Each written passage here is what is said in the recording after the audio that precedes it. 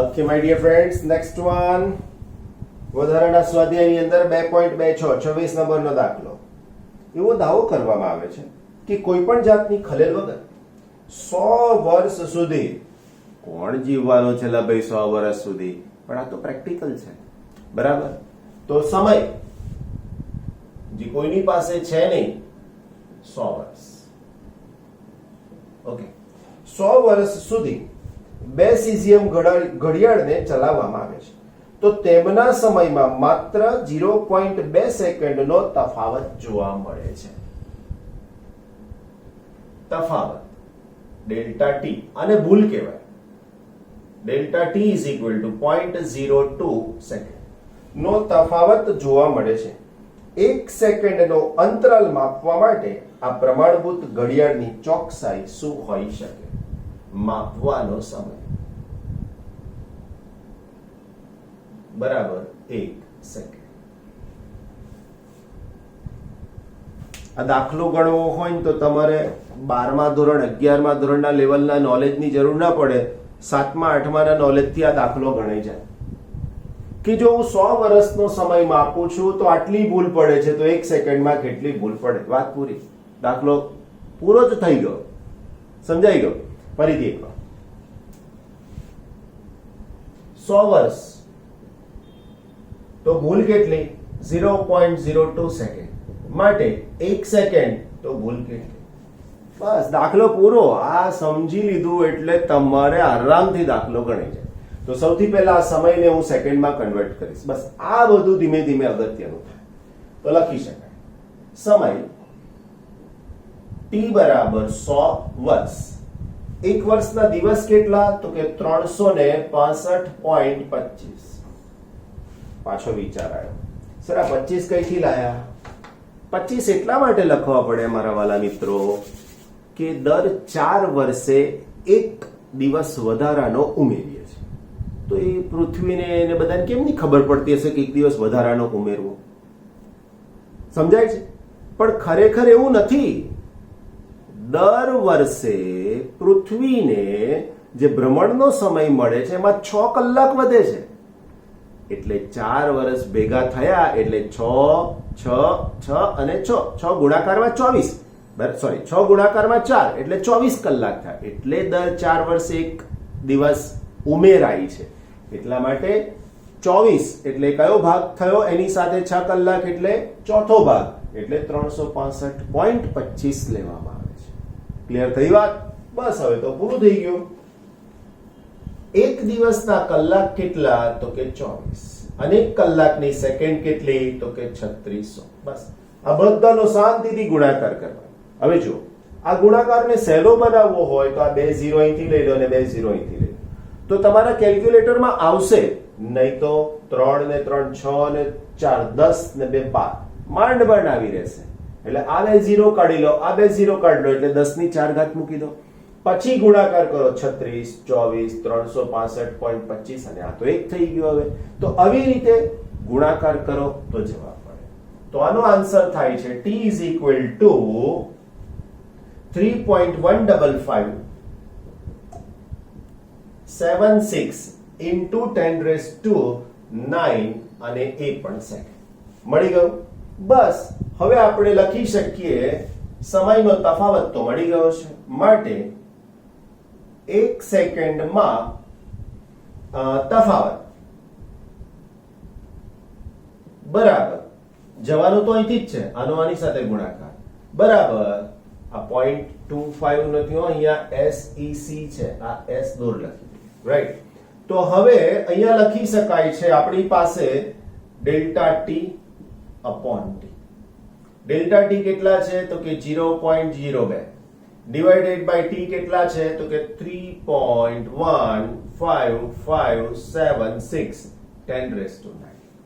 તો આનો જવાબ શું થાય મારા વાલાઓ? તો આનો જવાબ થઈ જશે 0.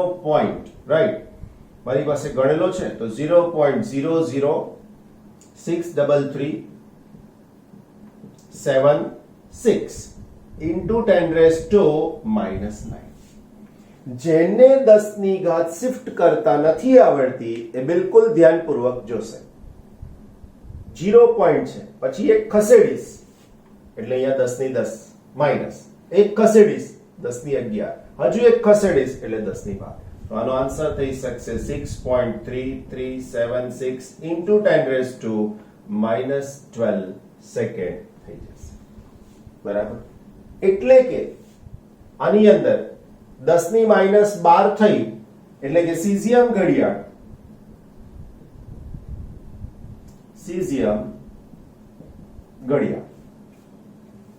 એક સેકન્ડ માપે તો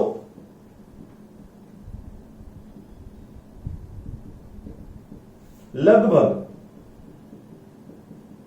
10⁻11 થી 10⁻12 સેકન્ડની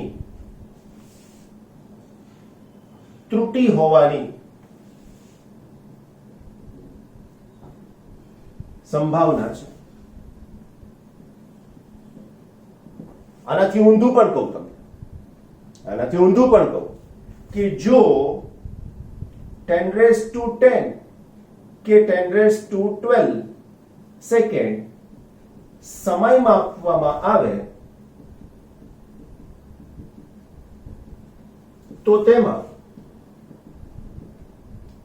1 સેકન્ડની ત્રુટિ હોવાની સંભાવના છે. બંને 1 સેકન્ડ માપો તો આટલી ભૂલ ત્રુટિ, અને આટલો સમય માપો તો આટલી ત્રુટિ હોવાની સંભાવના છે. હવે મને એમ કહો કે આની અંદર ફિઝિક્સનું નોલેજ માત્ર એક જ શબ્દમાં આવ્યું અને એ છે આ ત્રુટિ. બીજે ક્યાંય કશું છે જ નહીં આપણી પાસે. તો આ સમજવા જેવી બાબતો છે કે આવા નાના નાના ક્લ્યુ પોઈન્ટ્સ લઈ અને તમે તમારું કામ સરળતાથી કરી શકશો. વાલા બચ્ચા પાટી, આગળનો દાખલો આપણી પાસે પેજ નંબર 8 આપણું 37, બરાબર ને? તો ક્વેશ્ચન નંબર 2.28 2.28 નંબરનો દાખલો છે, બરાબર ને? જો શું કીધું છે,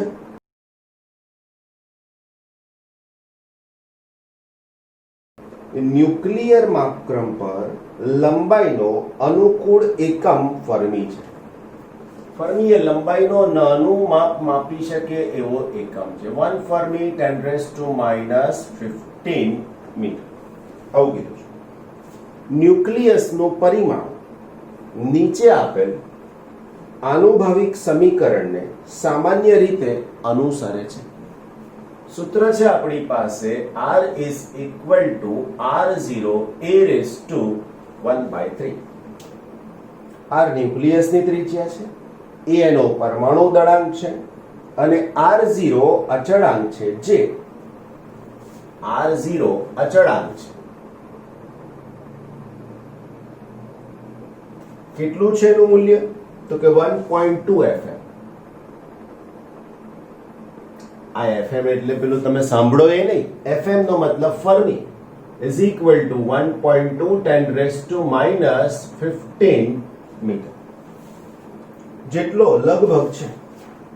હવે પ્રશ્નમાં પાછું આગળ પૂછ્યું છે, દર્શાવો કે આ નિયમ સૂચવે છે કે વિભિન્ન ન્યુક્લિયસની દળ ઘનતા લગભગ અચળ હોય છે. સોડિયમના ન્યુક્લિયસ માટેની દળ ઘનતાની ગણતરી કરો. સોડિયમના ન્યુક્લિયસ માટે આ ગણવાનું કીધું છે. ઓકે, બીજું સ્વાધ્યાય 2.27 માં મેળવેલ સોડિયમ પરમાણુની દળ ઘનતા સાથે એને સરખાવો. પરીક્ષામાં આવું ના પૂછે કે સ્વાધ્યાયમાં 2.27 સાથે એની સરખામણી કરો, કારણ આગલો દાખલો તો પૂછ્યો નથી એટલે એવું ના થાય, રાઈટ? એટલે તમારે થોડુંક સમજીને કામ લેવું પડશે. હવે સૌથી પહેલા મને જવાબમાં ન્યુક્લિયસની ઘનતા શોધવાની કીધી છે.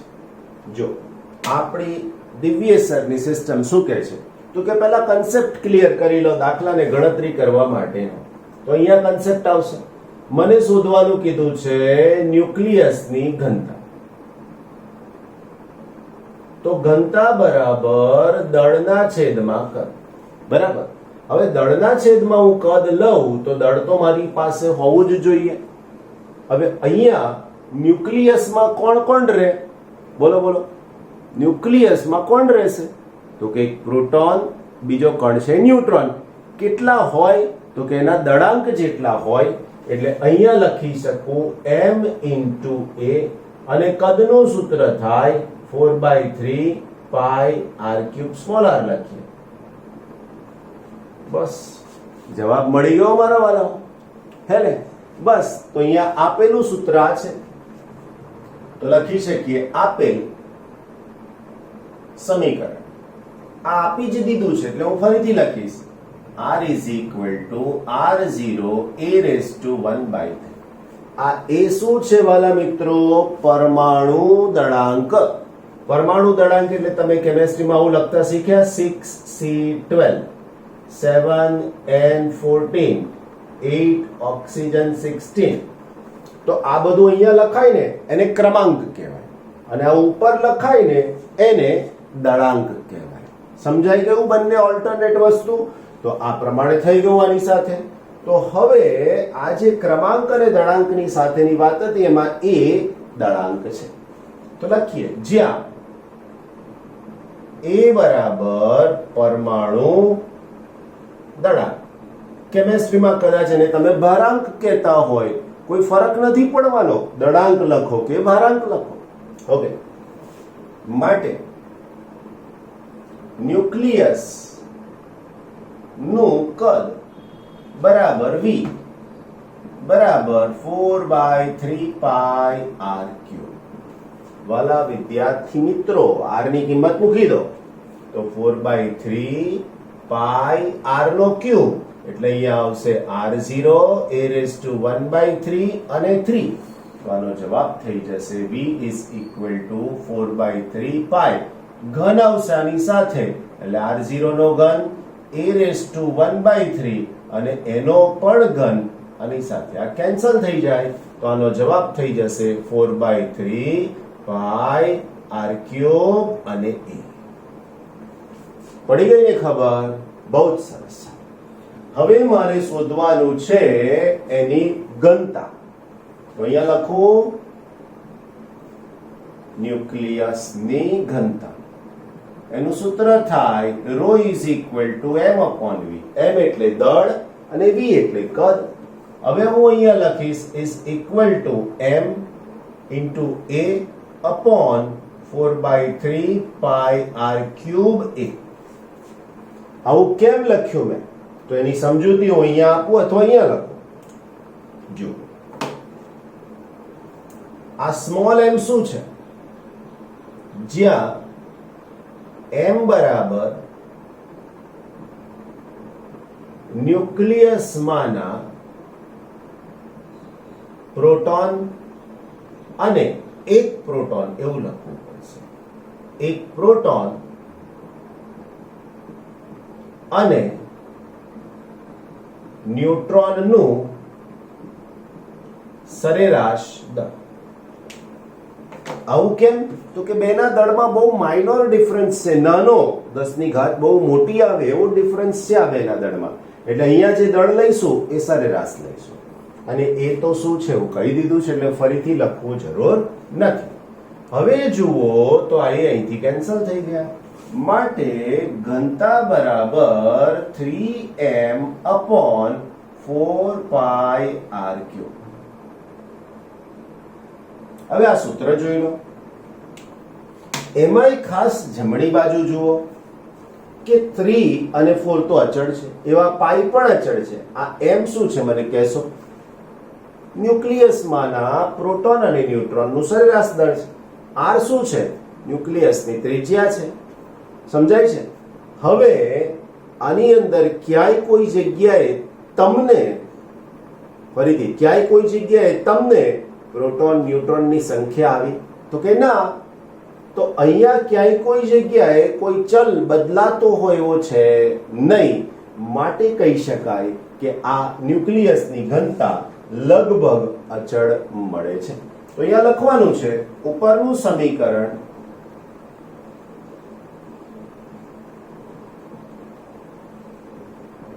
સૂચવે છે કે બધા જ ન્યુક્લિયસ માટે ઘનતા ρ લગભગ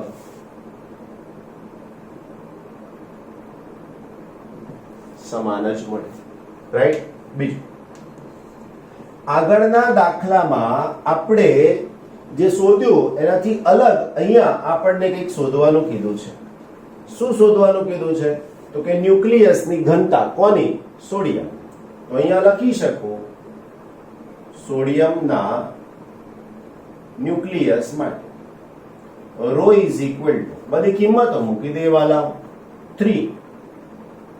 આ m એટલે લગભગ દળ 1.66 10 - 27, બરાબર. 4 પછી 3.14. હવે r ની કિંમત કેટલી લેવાની? તો r is equal two around 1, આ r0 રહેશે ને મારી પાસે, ભૂલ થઈ ગઈ આપણે. આ r0 નો ઘન આવશે એટલે અહીંયાથી r0 અહીંયા લખવાના રહી ગયા. જો આવું થવું જોઈશે નહીં, તમારી ભૂલમાં મિસ્ટેક ના થવી જોઈએ, હે ને? ઓકે, r0 ની કિંમત તો અહીંયા છે 1.2 એનો ક્યુબ અને એની સાથે 10 ની -15 ઘાત. તો 10 ની -15 નો ઘન કરશો તો 10 ની -15 અને એનો પણ ઘન વાલાઓ.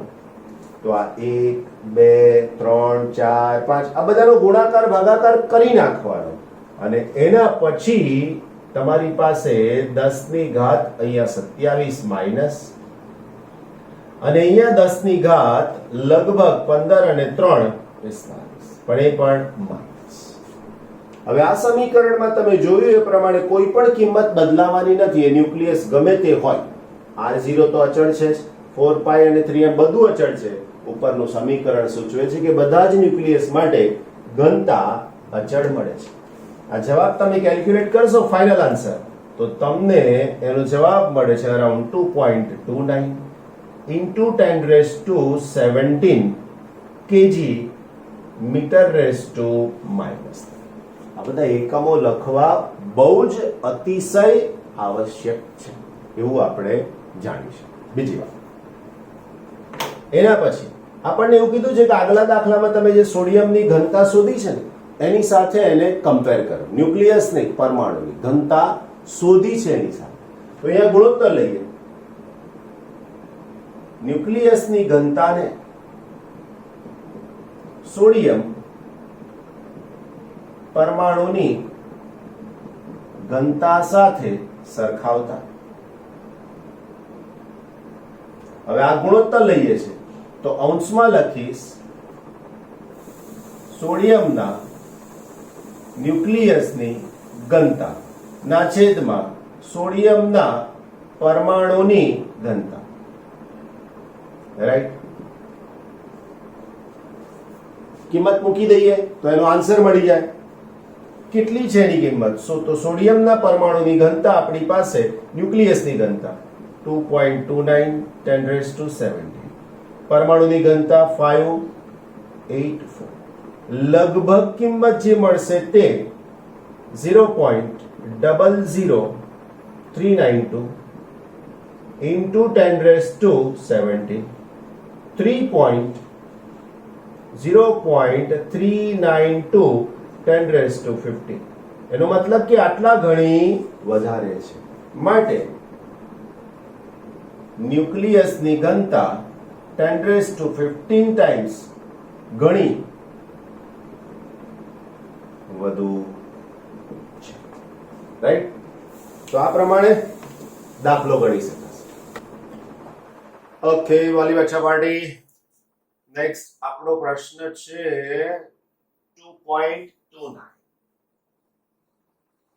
રાઈટ ને. લેસર પ્રકાશનો અત્યંત તીવ્ર, એકરંગી તથા એકદિશ, આ બધા શબ્દો તમને આગળ આવશે ફિઝિક્સમાં, પણ છતાંય થોડુંક સમજાવતો રહું. તીવ્રનો મતલબ બહુ જ શાર્પ હોય. સૂર્યની સામે જોઈએ આપણે, આમ જોવાય નહીં, કેમ? પ્રકાશ બહુ તીવ્ર આવે છે. એકરંગી, જેમાં એક જ રંગ હોય, રાઈટ. આપણે આસપાસ બધી વસ્તુઓ જોઈએ છે, ઘણા બધા કલર દેખાય, એમાંનું એક જ હોય.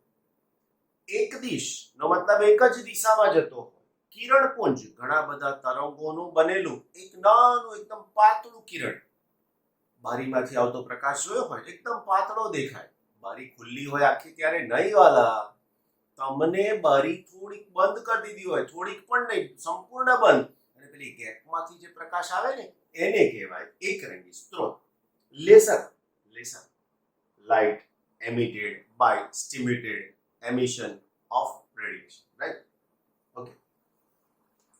લેસરના આ ગુણનો ઉપયોગ લાંબા અંતરોના માપન માટે કરવામાં આવે છે.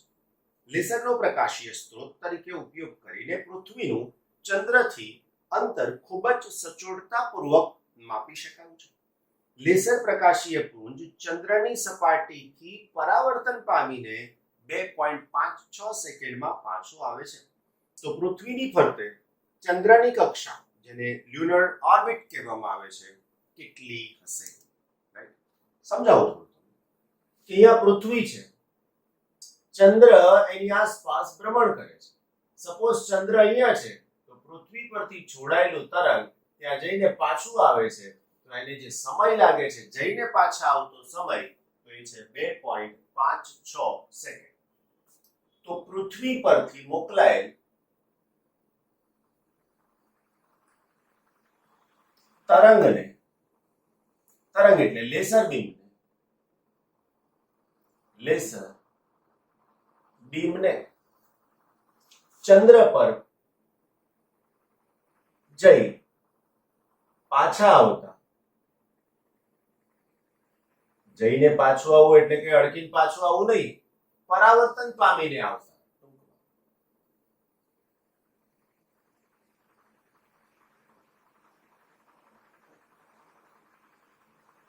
પરાવર્તન પામીને આવતા ચંદ્ર પરથી પરાવર્તન પામીને આવતા લાગતો સમય t is equal to 2.56 second છે. તો કક્ષાની ત્રિજ્યા કેટલી હશે એનો મતલબ અંતર શોધવાનું કીધું છે. બહુ જ સરળમાં સરળ પ્રશ્ન. અગેન પાછી દિવ્યેશ સરની ટેકનિક. શું કહે છે આ ટેકનિક? તો મને અંતર શોધવાનું કીધું છે, વેગ બરાબર અંતરના છેદમાં સમય, તો અંતર બરાબર વેગ ગુણાકારમાં સમય. વાર્તા પૂરી. આ દાખલો અહીંયા પતી ગયો વાલાઓ, હે ને? તો શું થશે? સૌથી પહેલા મને વેગ જોઈશે અને એના પછી સમય. મારે ખાલી જતા સમય જોઈશે, તો હું પહેલા એ શોધી નાખું. આ ચર્ચા ચાલે છે તો બીમને, લેસર બીમને ચંદ્ર પર પહોંચતા લાગતો સમય t dash is આ t કીધું છે તો આને t dash કે t dash is equal to t by 2 is equal to 2.56 divided by 2, 1.26 એટલે અહીંયા ભાગાકાર કરશો તો 1.23 સેકન્ડ. બરાબર. બીજું, લેસર બીમ ની ઝડપ પ્રકાશની ઝડપ જેટલી હોય તો 3 into 10 raised to 8 મીટર પર સેકન્ડ. તમે v ની જગ્યાએ c પણ લખી શકો છો, કોઈ વાંધો નથી, રાઈટ? માટે વેગ v બરાબર અંતરના છેદમાં સમય. માટે અંતર, પણ આ કયું અંતર? તો કે પૃથ્વીથી ચંદ્રનું અંતર બરાબર વેગ ગુણાકારમાં મારા વાલાઓ સમય. તો અહીંયા આવશે 3 10⁸ ગુણાકારમાં 1.26 સેકન્ડ. તો હવે મારી પાસે જે અંતર મળવાનું છે તે ગણતરી પૂર્વકનું ગુણાકાર તો થાય ને, 3 ગુણાકારમાં આટલી સંખ્યા, તો એ થઈ જશે 3.84 into 10 raised to 8 metre, 10⁸ metre. કોઈ એમ કે સર આપણે તો કિલોમીટરમાં જોઈએ છે, તો આ સંખ્યા તો નહીં જ બદલાય ને. 1 કિલોમીટરના મીટર કેટલા? 10⁵. આમાંથી 10⁵ ને છૂટી કરો તો અહીંયા થાય 10⁵ ગુણાકારમાં 10⁵ મીટર. હવે હું આ કાઢી નાખું તો કિલો લખાય. તો જવાબમાં d is equal to 3.84 10 raised to 5 kilo અને મીટર, રાઈટ? ગણતરી થઈ ગઈ. તો આજ શું થયું? તો આ ભ્રમણ કક્ષાની ત્રિજ્યાનો મતલબ લ્યુનર ઓર્બિટ ની ત્રિજ્યા થઈ ગઈ. કરેક્ટ. આપણી પાસે છે દાખલા નંબર 2.30 જેને 30 પણ કહેવાય. આ 2.29 નથી લા ભાઈ, 2.30 છે. હવે શું કીધું છે? પાણીની નીચે રહેલી વસ્તુઓને શોધવા માટે, તેમના સ્થાન નક્કી કરવા માટે સોનાર, સાઉન્ડ, નેવિગેશન એન્ડ રેન્જિંગ, અંતર શોધવાનું કેટલે છે તે અલ્ટ્રાસોનિક તરંગોનો ઉપયોગ થાય છે. સોનારથી સુસજ્જ છે. એક સબમરીન સોનારથી સુસજ્જ છે, જેના દ્વારા ઉત્પન્ન થતા સંશોધક તરંગ પ્રોબ્યુસ અને દુશ્મન સબમરીન પરથી પરાવર્તિત થઈ અને પ્રતિધ્વનિની પ્રાપ્તિ વચ્ચેનો સમય 77 સેકન્ડ છે. 77 સેકન્ડ છે. તો શત્રુની સબમરીન કેટલી દૂર હશે? શત્રુની સબમરીન કેટલી દૂર હશે? પાણીમાં ધ્વનિની ઝડપ 1450 મીટર પ્રતિ સેકન્ડ. એક સબમરીન આ પાણી છે, એક સબમરીન અહીંયા છે, એવું છે. દુશ્મનની સબમરીન અહીંયા છે, તો નક્કી છે કે આ બાજુ આવશે અને આને આમ જવાનું છે. આને એક તરંગ છોડ્યું, તો આને અથડાયું, અને અથડાઈને આ તરંગ અહીંયાથી આમ પાછું આવશે. તો આ જઈને પાછું આવવા માટેનો સમય કેટલો છે? તો ધ્વનિ તરંગને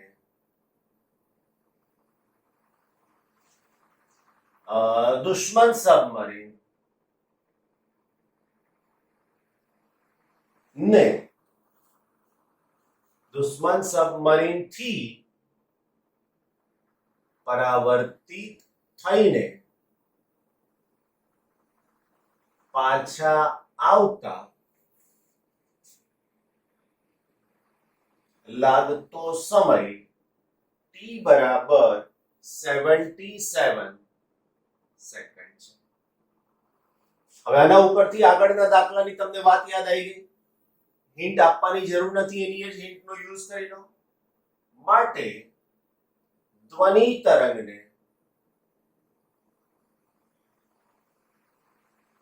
દુશ્મન સબમરીન